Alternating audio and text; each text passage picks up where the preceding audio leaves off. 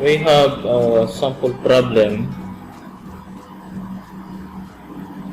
A simple saturated refrigeration cycle that will using refrigerant R12 operates an evaporating temperature of -5 degrees Celsius, and we have a condensing temperature of 40 degrees Celsius. Determine A, the refrigerating effect per kilogram, B, the work per kilogram, C, the heat rejected at the condenser, then per kilogram, then we have the coefficient of performance for the refrigerating capacity of 1 kilowatt. Determine the total heat rejected at the condenser, the work, and the volume flow rate. So I'm bringing down here the schematic diagram, okay, so to guide us, no? So palagi naman yun. Then I have here, so I will T4, so that will be the evaporating temperature. Okay, then we have this is T3. Okay, so T3, so that will be the 40 degrees Celsius after the condenser, no?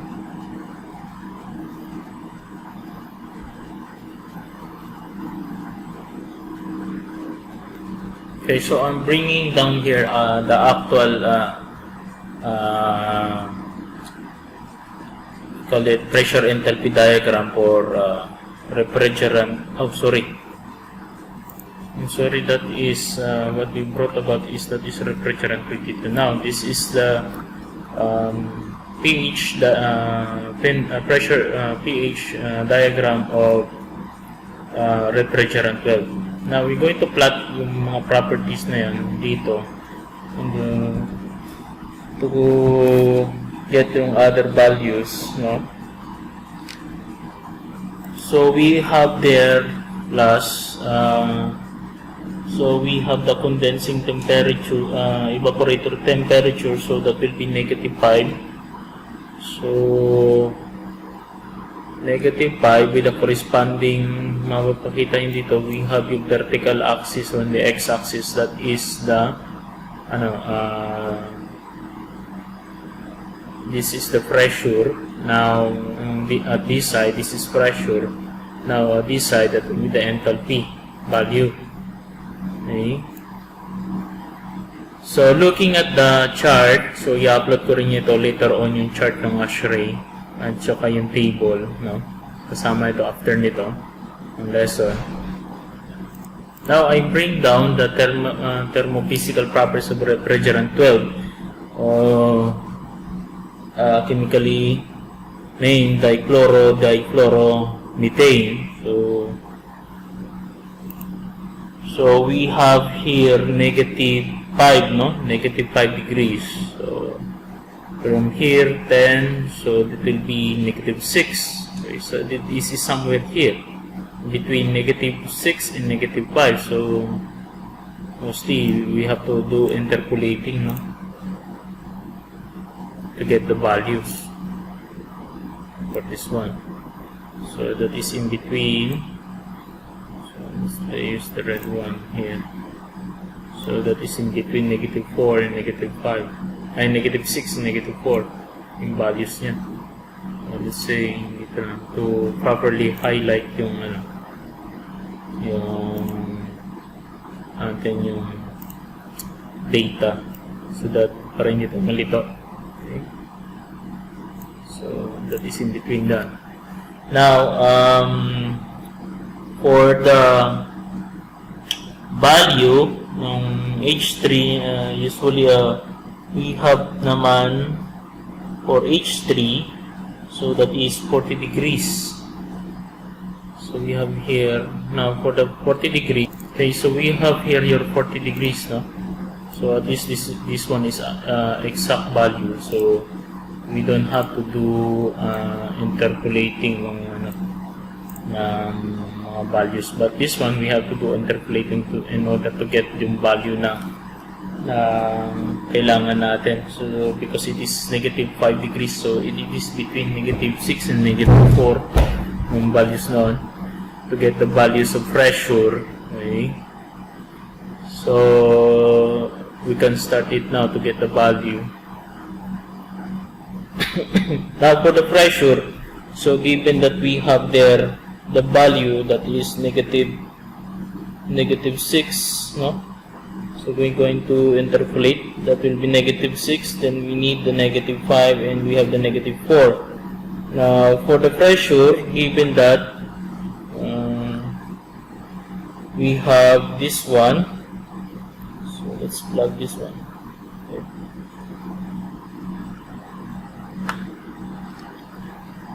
Plug natin dito para madali tayo.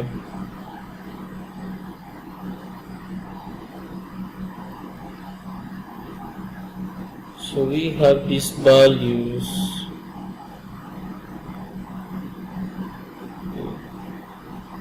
So hindi na rin sa inyo bago yung plus yung interpolation. So that is being already taught sa inyo sa thermodynamics. So I hope lahat naman makakasunod. No? So we have the value here for your x, no? So let's do interpolation of this one. Okay. So we have your negative 6. So that will be the plus. Okay, negative 5. Then we have your negative 6, also plus your negative 4, that is equal to, so usually we have to do, okay, anyway, plus or minus, let's see, tingnan natin, makikita naman sa result yan if kung to check kung we're in between, kung mali. Then we have 0.2571,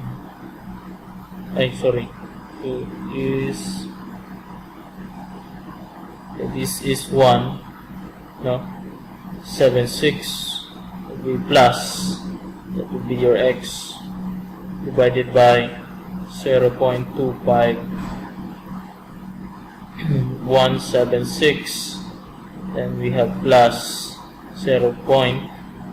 Since ito yun 0.26960, so 26967. Okay, so using your calculator, so we can evaluate yung ilan yung values niya. So dito we have negative 11 doon sa ibabaw, then yung sa ilalim we have negative 6 plus your negative 4, so that will be negative 10. Now yun dito sa kabila we have 0.25176, that will be plus x, then divided by this one, 0.25176 plus 0.26960. So we have 0.52136. So we do cross multiplication, no? So we have negative 11, that will be multiplied 0.52136, so divided by negative 10, which is equal to 0.25176, that will be plus x. Then what we do, we transfer to get the value. So we have now negative 11, 0.52136, then divided by negative 10, so this is minus 0.25176 is equal to your x value. So let's check with the calculator. So lumabas using the calculator, that will be your x, so that is 0.3217. So this is megapascal. So checking it plus dito, so you will notice, so there's something wrong. We need, ang kailangan natin is in between between 0.25 and 0.26 megapascal. So you will notice here that is already way above or way beyond, no? So there's something wrong with our equation. So let's try to change this one plus yung sign. So let's try to change this one to negative, and let's try that it is in between. So let's try to change the value, the sign convention to negative. Okay. And okay, so this is now, so plug it in our calculator. We have the value of this one. This is already in on this 1/2, or let's say this is 0.5 positive. Then kabila we have 0.25176 minus your x. Ilalim, so we have yung sa ilalim, so we have negative 0.01784. Okay, so let's do cross multiplication of this one. Then we have negative 0.00892. Okay, then we have 0.25176. So this is negative x. So let's transpose. So we have your x, do sa kabila, make it positive. Then we have 0.25176. So this become also positive, that is 0.00892. Then finally we have the value. So we have the value of 0.26068. So this is the unit of megapascal. So let's check that one. Tama ba yung unit natin we're using? So okay, so pressure, that will be, okay, so okay, that is megapascal. That's correct. And notice nyo dito class now, so that is 0.260, no? So this is 269 and we have 260. So again, we are in the middle of it.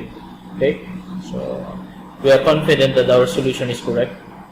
Okay, so we're going to use this pressure, no? So this is, if we're going to plot it doon sa chart natin kanina, balikan natin yung class. So let's go back there.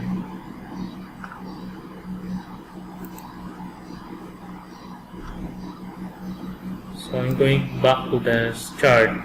So you notice we have the unit also here, MPa, no? So what we have is 0.26. So this is somewhere here. So nandito siya banda.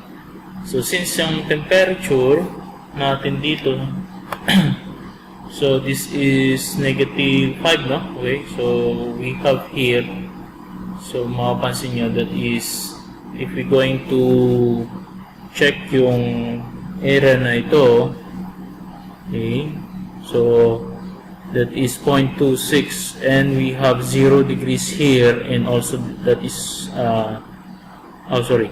negative 5, sorry.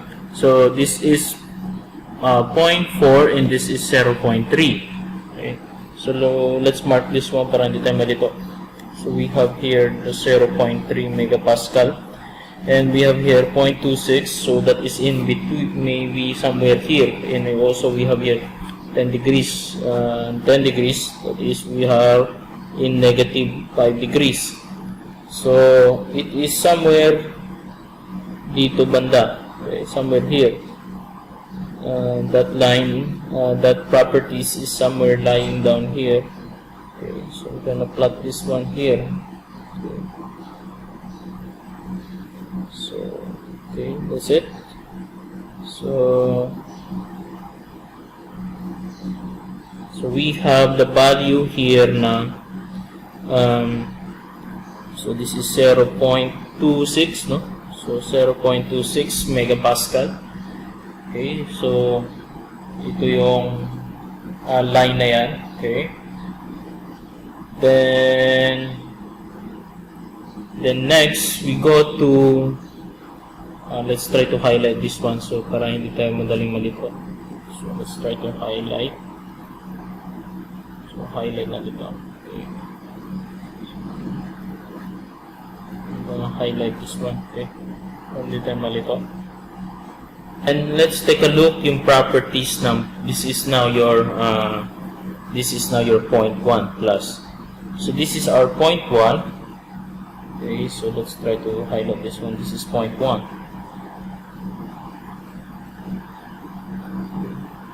Now, if you're going to look down sa baba, we have the properties ng enthalpy. So, I'm going to draw a line here, straight going down. So, this is your enthalpy sa baba, that is unit of kilojoule per kilogram. So, if I'm going to draw a line here, baba, okay, so I will be getting the value of your enthalpy. So, I'm drawing a straight line here. Okay. So, medyo mahirap lang din minsan ito. So, let's check if this is a straight line. Okay, it's a straight line. So, projecting here. So, baba. Okay.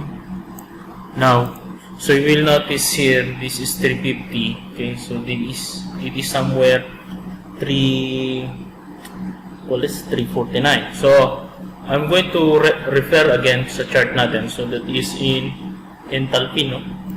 Enthalpy at the pressure of 0.26, or let's say negative 5 degrees. So, referring here again, okay, class, you will notice natin dito. So, if we have here the enthalpies, so, okay, so enthalpy chart.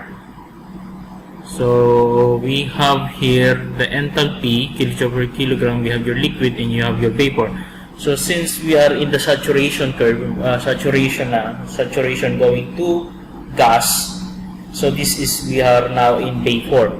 So, you will notice here the value is in between 350 and 351. So, I'm going to tap this one so that we have the values here, reference dito. Then, I'm going back down here para mayroon akong so, I'm going to equate it again here sa equation na ito. Okay, so I'm going to do an interpolation again in between no mga values natin dito. So, I can put it here, no? So that we can do interpolation. Yeah. So, you'll notice here I'm going to bring down this one. Okay, so I will do interpolation since we are looking now for the value of your x dito, since we have your unknown. So, just only to check, no? To have a double check if tama ba or mali. Okay, so this will be, so that is 0.5, no?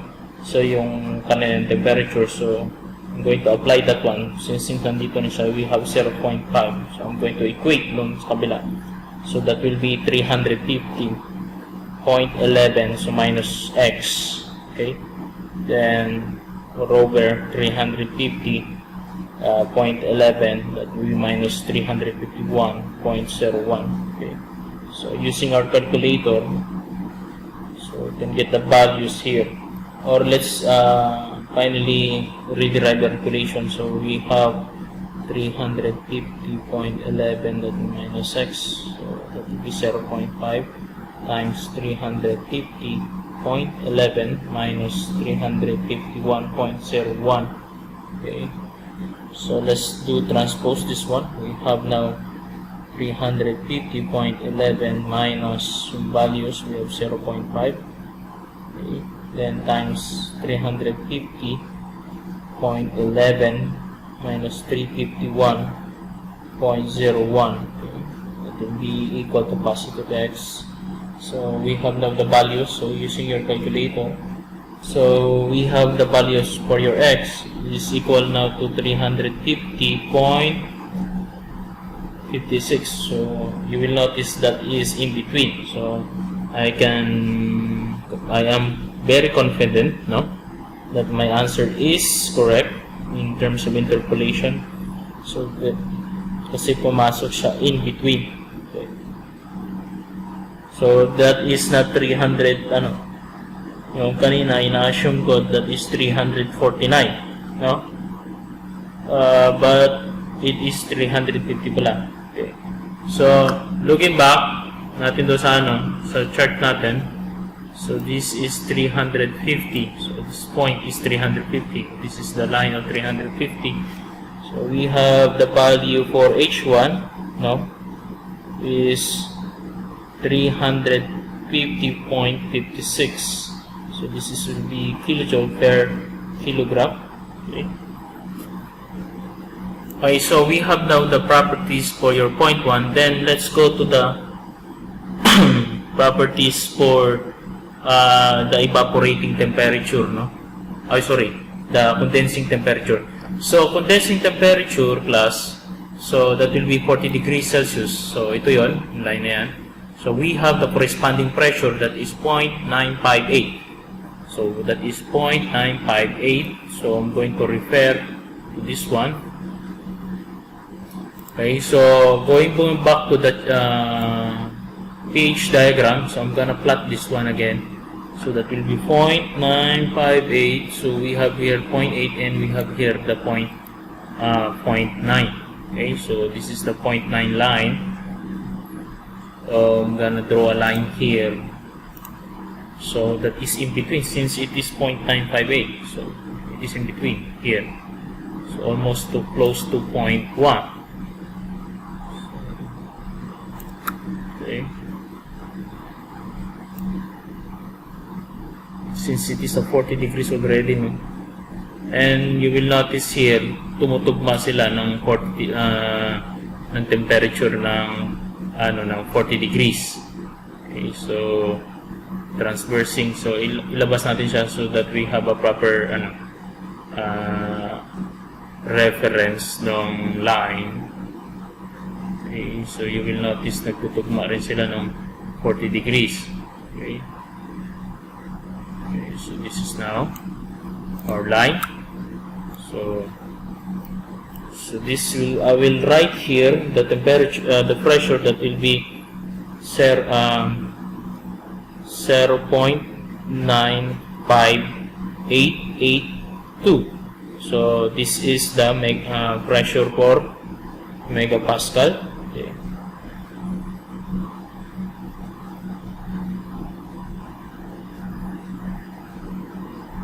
Okay, so we have now that one. So we have here, so you will notice here, so after you will notice class, no, the properties of the liquid after the condenser, no. So we go to the expansion valve, that is from 3. So it becomes now, from here we go to saturated. Okay. So what happening now is that our refrigerant, no. So going here, so we have the process na nangyayari, which is yung we try to turn the vapor into a liquid. So this process going here is we have your vapor. So I'm going to write here vapor to liquid. So yun yung cycle na pupunta dyan. So yan yung activity when you are going here, pupunta doon. So the side, starting from here, we are from vapor going to liquid state. Now from here, dun sa baba, yung kanina, that is traveling from here, going there. So we are in the liquid to vapor. So ito naman ay liquid to vapor. Okay? And this side class, we have the superheated region. The refrigerant is in the form of superheat vapor. So I'm going to write that one so you will have a reference on this one. So this will be this side, that will be superheated. Okay. Superheated. This side, superheated. Okay, so superheated region or superheated refrigerant is in superheated vapor. Now, we have dito sa loob naman, so which is inside. Okay, so dito sa loob naman ng ano na ito, sa loob nito ng ano natin, line nito, boundary line.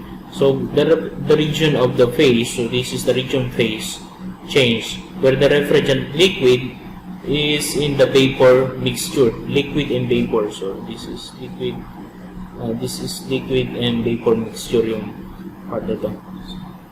So you will notice here, this is our boundary line. Okay, so we have your boundary line here. So this is the region phase sa loob nito.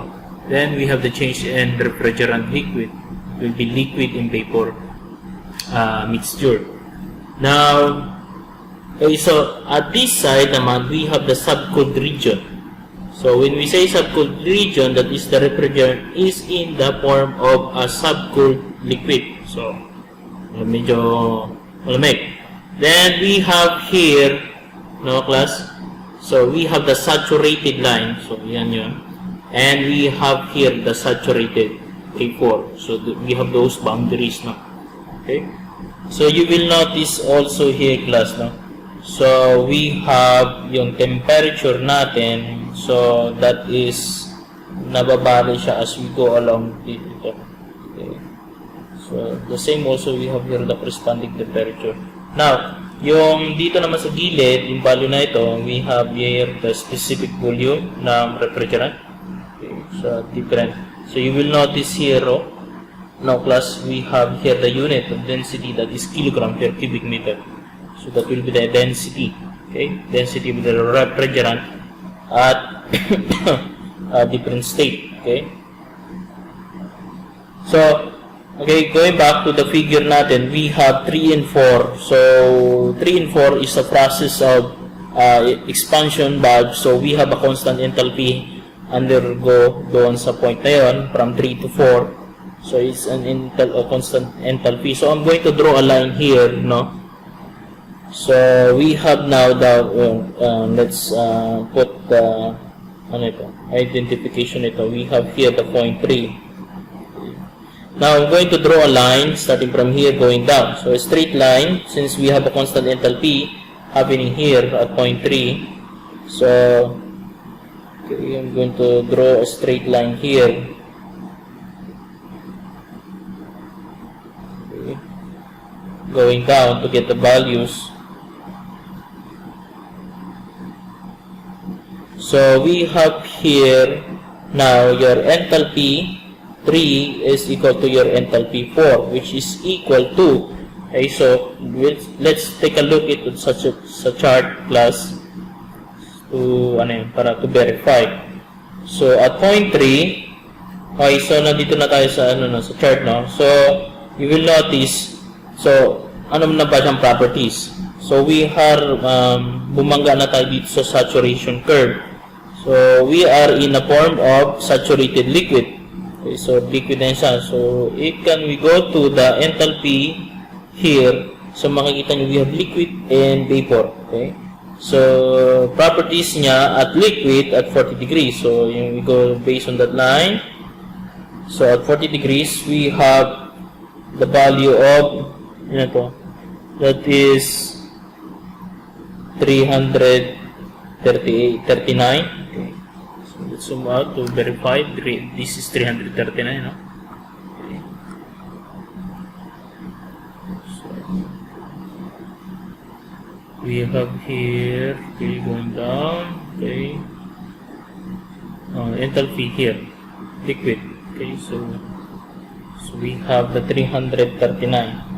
So, dito na yung value na kailangan natin. So, this one is our enthalpy, 339. Okay, so going back here, 339. That is 239.222.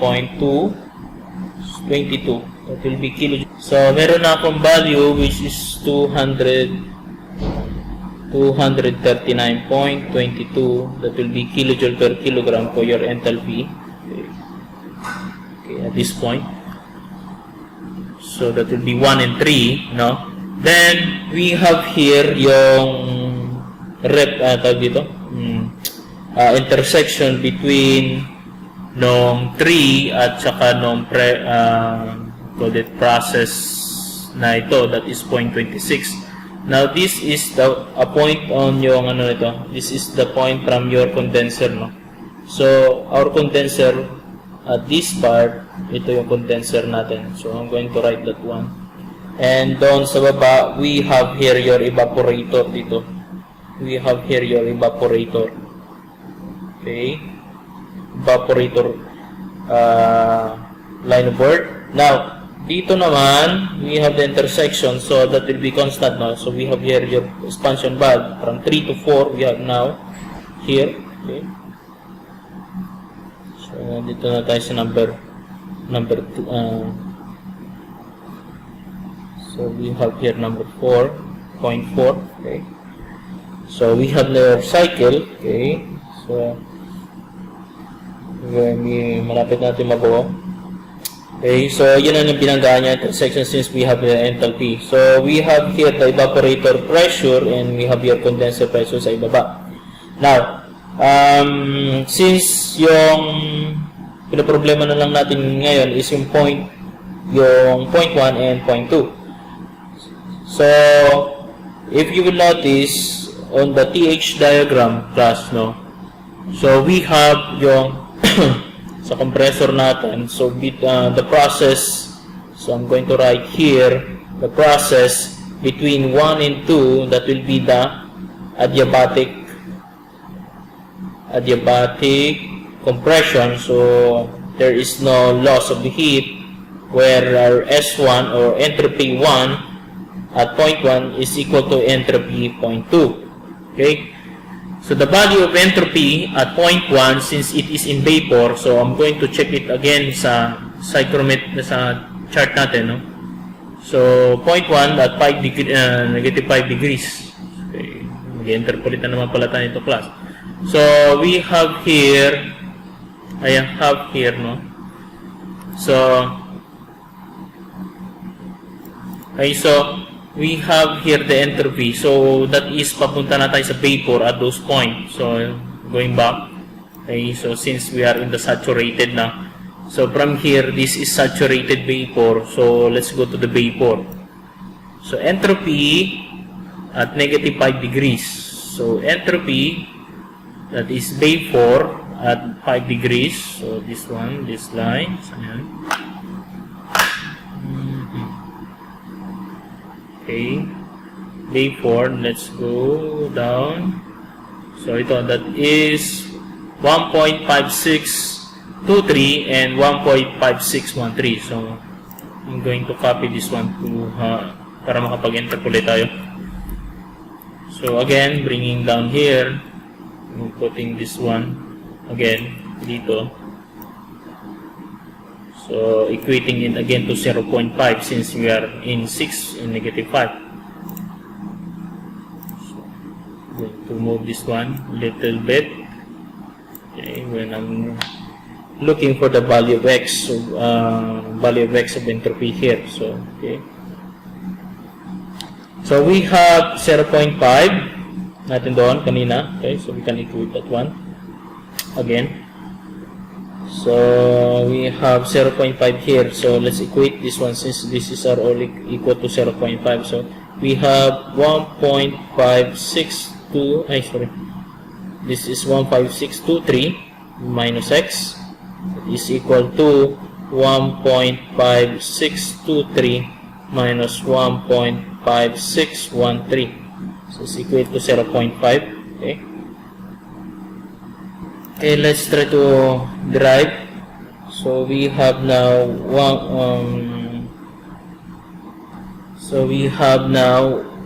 1.5623 minus x, which is equal to 0. So yung difference nito will be 0.001 multiplied by 0.5 value. Okay. So let's transpose that one. So we have now the value. So that is 1.5623. That will be minus 0.001 times 0.5. So we have the value of the entropy for that particular temperature. Okay, so we have the value of 1.5618. So checking. Okay, so that is 15618. Okay, so we are in between. So 15618. So let's take a look that one in sa chart natin. So this is now your entropy line. Okay, plus na. This is our entropy line. Yan. Yan, entropy. So we have 1.56. So 1.55. This is 1.6. We are in here in between, no? Dito. So in between, no? So, what I'm going to do now, class, is I'm going to draw a line dito. So, I'm going to trace the line nung activity nung ano na yan, nung curve na yan. So it's like parang ganyan, okay? So, try to plot that one. So, that is in between na yan. Okay? Now, 1.5. So, try to, draw the line here. So, to follow the path. Okay. So, it is in between ng dito. Okay. Since nagtakbo yung 1.55 dito. So, dito siya tumakbo yung 1.55. Then, yung 1.6 dito rin tumakbo. So, we are in between na. So, we can predict somewhere here. Okay. So,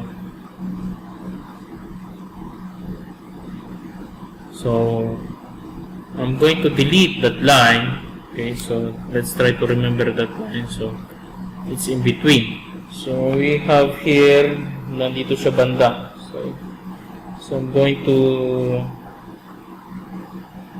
mark this one. So, it is in between. Now, I'm going to draw a curve here.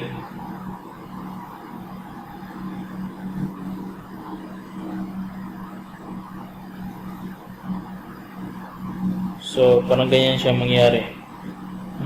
Ayos natin. Mas steeper pa. So, from here, going here. Okay, so I'm going to adjust it here.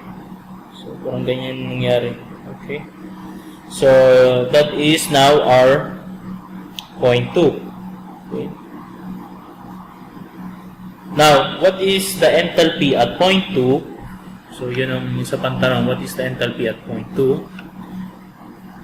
So, let's try to color this one para hindi tayo madaling malito. So, this one.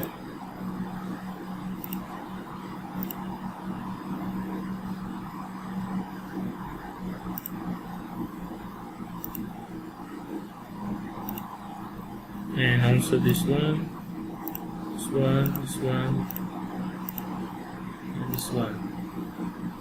So, we have highlighted na natin muna siya. Now, yung enthalpy natin at point 2, so that is the work of the compressor.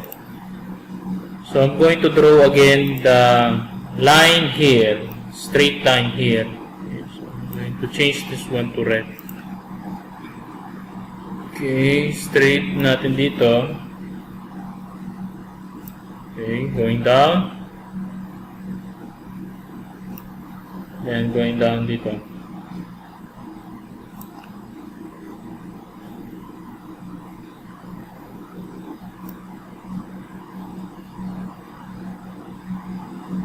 Yeah. So we have here the straight line going down here to determine yung values ng ano natin. Enthalpy at point 2. So, you will notice here we are in between the 350 and 400. Okay. So, I'm going to draw here. So, this is now your enthalpy 2, which now equal to how much? Okay, so, ang bilang natin dito class, we have here 50, no? 50. So, this is your 60. So, this is 360. And this one is 370. Then we have the next dotted line here. This is 380. And we have the next dotted line here is 390.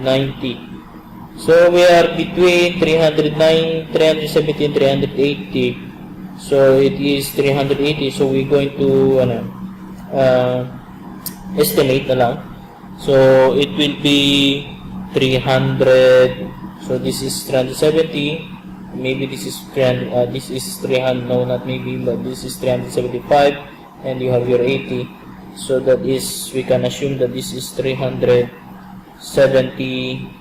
something, 76 or 77, okay? So we can use that one, kilojoule per kilogram. Okay, so that will be now the enthalpy at point 2, okay? Okay, so we'll try to summarize yung data na nakuha natin.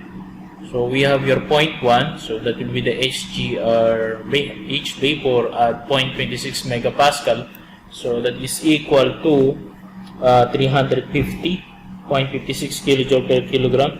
Now at point 3, we have H3, enthalpy at 3, so that will be HF since it is papunta na sa, so this is, sorry, this is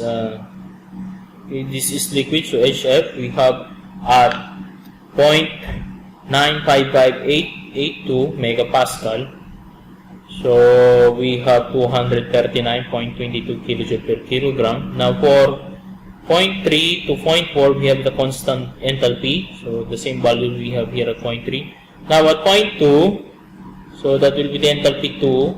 So again, we plot it in the curve where at the pressure of 0.95882 megapascal and also at the constant entropy, which is 1.5618 kilojoule per kilogram, we have the enthalpy of 377 kilojoule per kilogram. Now for the refrigerating effect, okay, so we have the equation that will be enthalpy 1 minus your enthalpy 3. Okay. So again, going to this diagram, so that will be 1 going to 3. So this portion, so this is the high pressure side.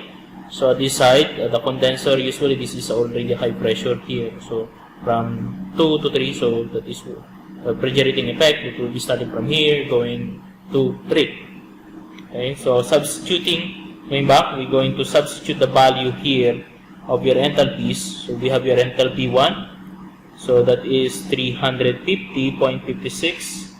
So 350.56. That will be kilojoule per kilogram. No? Then minus your enthalpy 3, which is 239.22. That will be kilojoule per kilogram. So we have using your we have the answer using your calculator. Okay, so we have the value of 111, no, 0.34. So that will be kilojoule per kilogram. So we have the refrigerating effect. Now for the work class, we have the work of the compressor. So going back to the schematic diagram natin, so we have here, no, napansin nyo, so that is 2 to 1. So the compressing work, isentropic compression, adiabatic. So here we have here 0.1 going there. So that will be the compression work. So let's try to solve that one. So substituting the values, we have in your enthalpy 2, that is 377. So this is kilojoule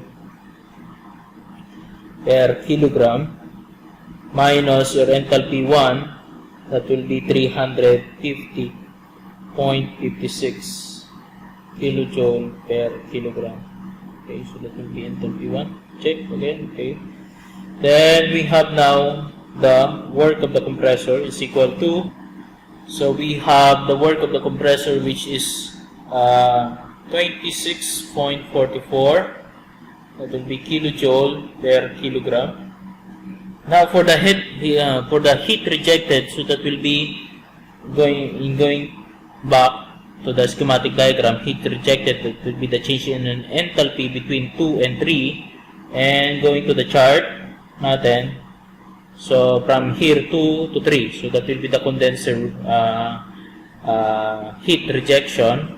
So that is the change in enthalpy between dito. So let's try to substitute in the equation.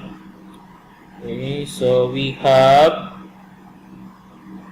the values here. So that will be, so so enthalpy 2 minus your enthalpy 3. So, substitute natin yung values. We have your enthalpy 2, that will be 377, no? Kilojoule per kilogram.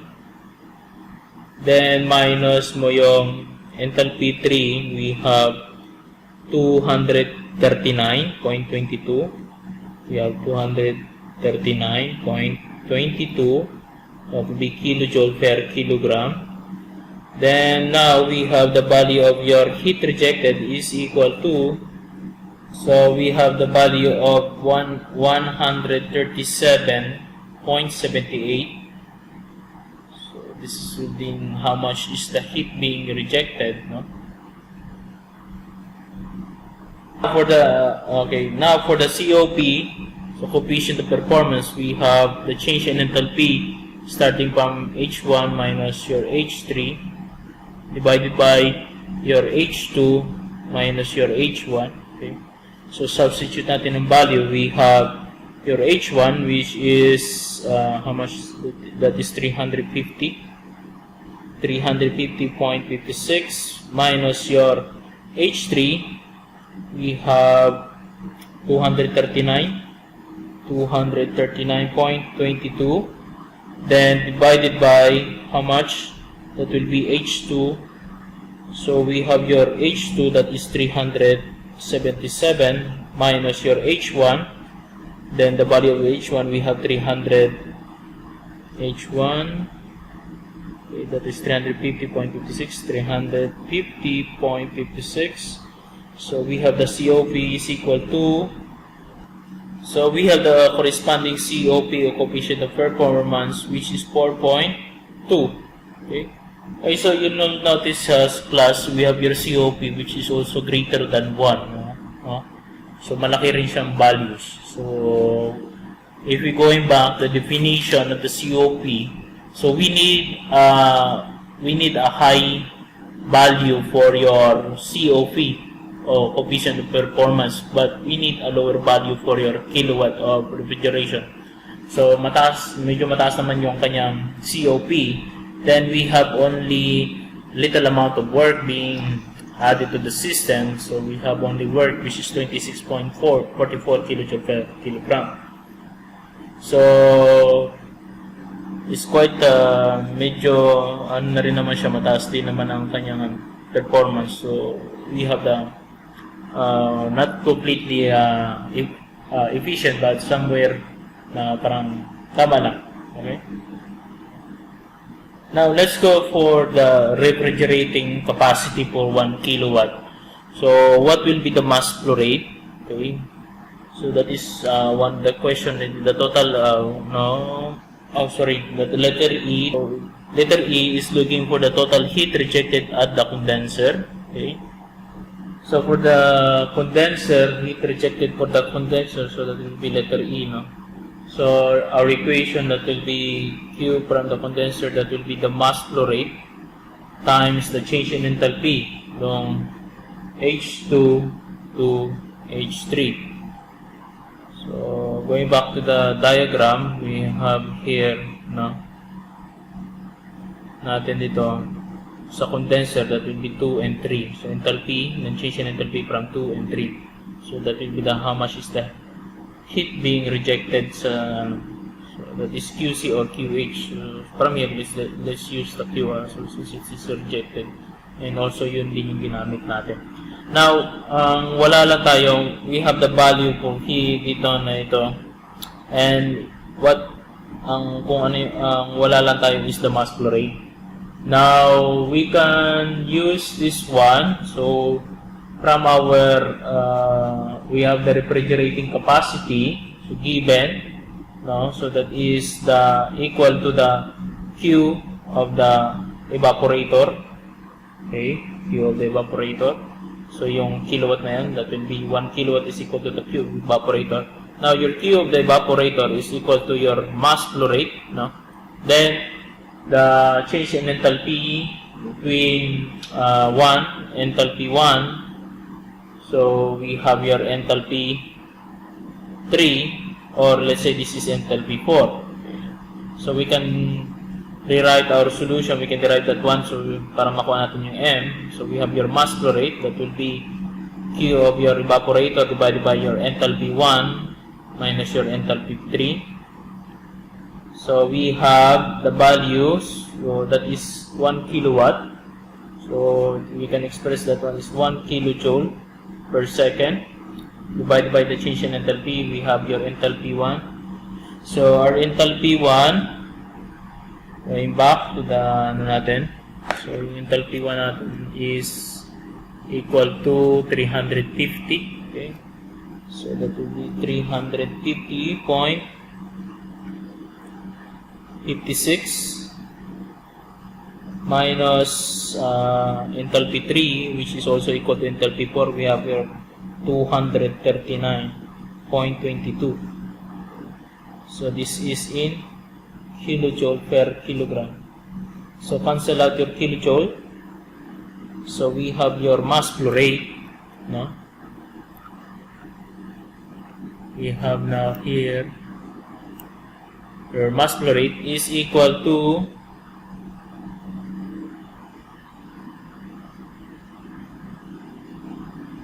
using your calculator. So we have the answer of your mass flow rate, that will be 0.009. So that will be kilogram per second. Now let's just use this value to compute yung Q rejected. So we have substituted in the equation 0.009, that will be kilogram per second, multiplied by the change in enthalpy 2. In enthalpy 2, ang value ng enthalpy 2, ilan ba yan? So we have 377, no? So that is 377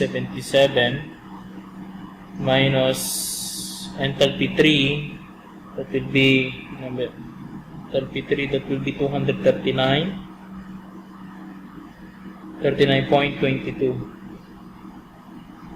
So this is kilojoule per kilogram. So cancel out. Okay. So using your calculator class, we have the value of, uh, 1.24.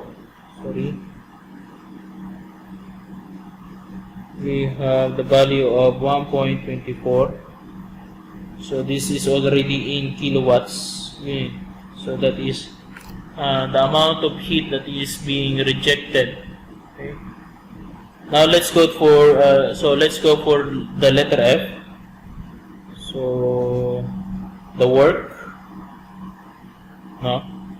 So we're looking now for the work. So the work that being performed by the compressor per 1 kilowatt refrigerating capacity. So what will be the size of the compressor, or what will be the refrigerating capacity? We have the work, which is we have your work.